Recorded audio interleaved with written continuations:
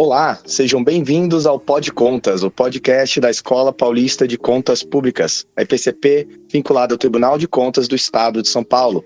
Eu sou Maurício Bento e hoje nós temos a honra de receber o presidente do Tribunal de Contas do Estado de São Paulo, o conselheiro Sidney Beraldo. Presidente, muito obrigado por receber a gente hoje. Eu que agradeço, Maurício. Vai ser um prazer falar com você. Legal, presidente. Muito obrigado novamente. Hoje, então, nós vamos falar aqui com alguém que tem uma grande experiência aí no setor público. O senhor já ocupou diversos cargos aí, já passou pelo Poder Executivo, pelo Poder Legislativo, tem uma longa carreira, já também há muitos anos aqui no Tribunal. Queria saber, então, do senhor, presidente, compartilhe um pouco da sua experiência aí, sua longa carreira no setor público conosco. Bom, a carreira começou como vereador em São João da Boa Vista, em 1976, quando fui eleito, e depois também prefeito, de 83 a 88, e deputado estadual, onde tive a oportunidade também de presidir a Assembleia Legislativa, e depois ocupando 2 cargos também na área de gestão, como secretário de gestão do governo José Serra, e depois como secretário da Casa Civil do governo Geraldo Alckmin. Então, sem dúvida, uma experiência longa aí nessa área pública. E algumas, no meio também, sempre tive uma ligação também com o setor privado, até por questão familiares, né, que recebemos aí da minha família, empresas, tanto na área de têxtil como lojas. Então, também passei pela iniciativa privada. E acho até que essa experiência, combinada com a experiência pública, é muito importante, porque a gente passa a desenvolver e aprender não só a gestão privada, onde você pode fazer tudo que a lei não te proíbe, e a iniciativa pública, que você só pode fazer aquilo que a lei determina, né? Que essa é uma grande diferença. Perfeito, presidente. Realmente, essa sua experiência, acho que é refletida um pouco nos temas que o senhor atua aqui dentro do próprio tribunal, sendo um dos principais o planejamento estratégico, é bem um tema de gestor mesmo, né? E como agora assumindo a gestão do tribunal, o senhor vai poder implementar muito do que a gente vem discutindo, tanto aqui no âmbito interno, o planejamento estratégico do próprio tribunal, como até aí falando como eu que estou lá na escola de contas, a gente fala muito de planejamento também para os servidores e para o público externo, com cursos, com uma série de questões. Então dá para ver que o tribunal, especialmente nos últimos anos, tem investido muito nesse tema do planejamento. Queria saber então um pouco do senhor também sobre isso, falar um pouco desse tema que o senhor é tão engajado, que é o planejamento estratégico. Quais são aí as principais ações de planejamento do Tribunal de Contas para a sua gestão e para o futuro também? Bom, primeiro, sempre acreditei muito no planejamento. Eu acho que ele é um instrumento fundamental para que a gente possa definir com clareza onde você quer chegar, não é? E quais são as ações e o caminho a ser percorrido para atingir aquele objetivo. Eu acho que isso vale para as instituições e vale até para a vida pessoal.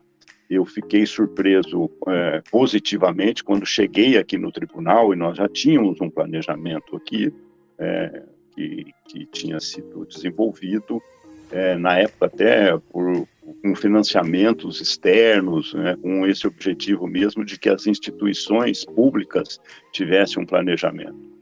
E logo que cheguei, nós assumimos aí a coordenação daquele planejamento, procuramos desenvolver, fazer com que as ações pudessem ser executadas, porque muitas vezes você tem um planejamento e vira quase que uma peça de ficção, né, porque ele não foi compreendido internamente pela instituição, não foi amplamente debatido, ouvindo todos os atores, né, que nós temos na área, e isso acaba ficando sem uma efetividade, né?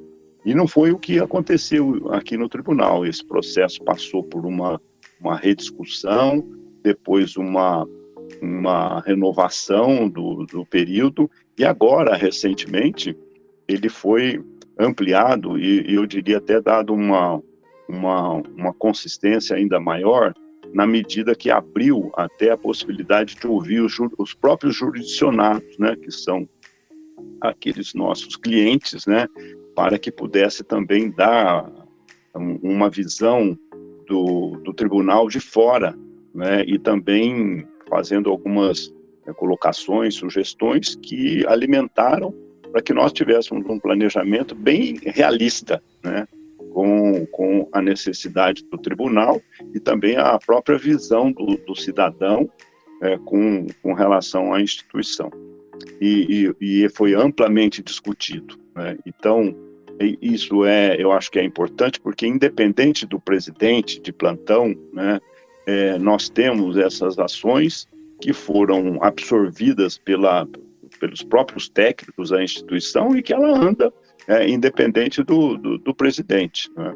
Nós fizemos uma avaliação já desse primeiro ano do tribunal, do planejamento do tribunal, agora no final do ano, com o vice-presidente que coordena, né, que assumiu inclusive o doutor Renato, e que nós verificamos muitos projetos em andamento. Eu acho que tem aí, eu destacaria primeiro da área de reestruturação administrativa.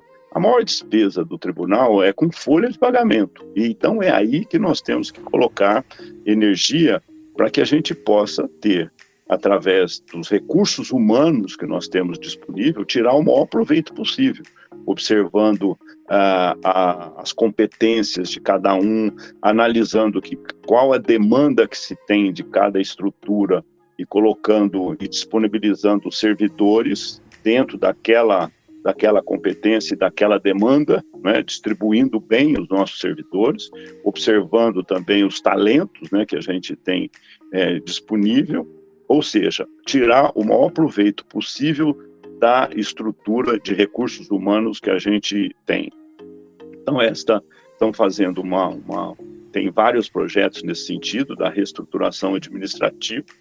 Outra questão é a tecnologia de informação. Quer dizer, cada vez mais nós temos que pensar naquilo que nós chamamos de governo digital, né, que vale para o executivo, mas também nós, enquanto órgão de controle, também temos que aperfeiçoar o máximo possível, utilizando todos esses bancos de dados que a gente tem, procurando a integração até com outras instituições, para que a gente possa ter um planejamento das nossas ações com base nessas informações todas que a gente tem.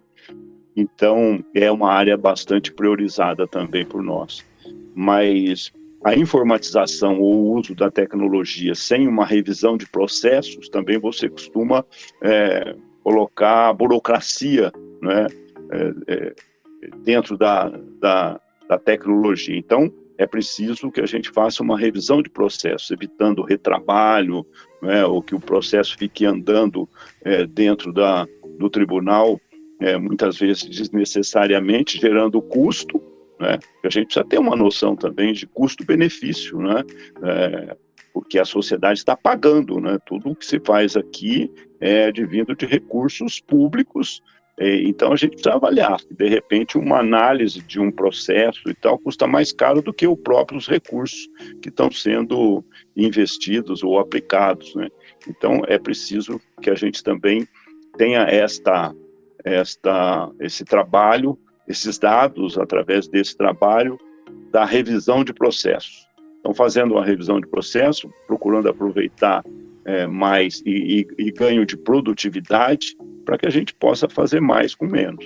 Então, eu diria que os principais projetos que nós temos e que nós estamos bem focados, né, são esses de aproveitamento dos recursos humanos, de um lado, e da tecnologia do outro, e através de uma revisão de processos também.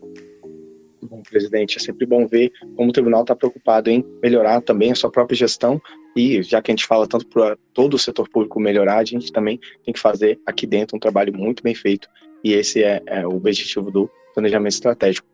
E outro ponto da gestão pública também muito importante é a questão de trabalhar com a avaliação, né, do que foi feito. E para fazer boas avaliações, você tem que ter bons indicadores. E aí tem um outro tema que o senhor também é muito conhecido aqui no tribunal, por estar sempre puxando esse debate, é o tema do IEGM, que é o Índice de Efetividade na Gestão Municipal, que foi desenvolvido aqui no âmbito do TCESP durante a sua primeira gestão como presidente do tribunal. E hoje é utilizado por muitos tribunais no Brasil inteiro, todas as regiões. Queria então que o senhor falasse um pouquinho mais desse importante índice e todo o processo que levou ao seu desenvolvimento e até hoje o sucesso por todo o Brasil.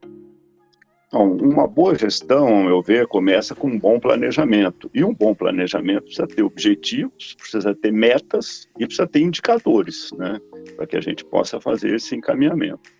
Então, é tudo complementar. Agora, eu acho que esses indicadores ele passou a ter um papel importante dentro de um objetivo maior que o tribunal passou a ter de um tempo para cá, que nós avaliávamos muito a conformidade, né, e a área e o atendimento da legalidade dos processos, né? Então, se a licitação foi bem feita, se teve competição, se os custos da aquisição daquele produto ou daquele serviço foi adequado, né, e atendeu a legislação. Mas nós percebemos, e que a própria sociedade tem cobrado das instituições, especialmente dos tribunais de contas, que se analise também a efetividade, né, a qualidade do serviço público que está sendo entregue. E foi por isso que nós desenvolvemos aqui vários pontos. Então, hoje, por exemplo, as contas de um município, ele não é só analisado esperando fechar o ano em abril, depois da execução orçamentária. Então, hoje, fazemos o acompanhamento, que nós chamamos de concomitância, fazemos o acompanhamento da execução orçamentária. Isso permite que o próprio tribunal promova os alertas. Olha, se não continuar assim, você vai ter déficit no final do ano, ou você não vai conseguir aplicar os 25% da educação. Você vai fazendo alertas ao longo da execução e procurando trabalhar pedagogicamente e corrigir, evitar que o município tenha problemas, ou o próprio Estado. A outra questão importante também é a execução dos contratos. Quer dizer, então não basta avaliar a licitação e o contrato, nós queremos ver se a execução está sendo feita de acordo com aquilo que foi contratado, né? E também as questões de qualidade de serviço, naquelas que nós chamamos de auditorias ordenadas, em que se escolhe um tema, uma política pública, e nós passamos o dia todo em 200 municípios verificando se a merenda está de acordo com aquilo que foi contratado, se o transporte de aluno está sendo feito em boas condições. Então, esses foram avanços no sentido do tribunal olhar o resultado das políticas lá na ponta. E dentro desse conceito maior, aí surgem os indicadores do IEGM, né, que nós abordamos aí 7 dimensões que privilegia o planejamento, a parte fiscal, saúde, educação, a governança em TI, o e-cidade, que é a cidade resiliente, e também a área ambiental. Então, são 7 dimensões, mais de 300 quesitos que são avaliados anualmente, e aí a gente faz uma classificação do município para avaliar a efetividade das políticas públicas e também da qualidade do gasto. Acho que essa ferramenta é importante, é o futuro, né? E é aquilo que o cidadão quer. Em resumo, o que ele cobra?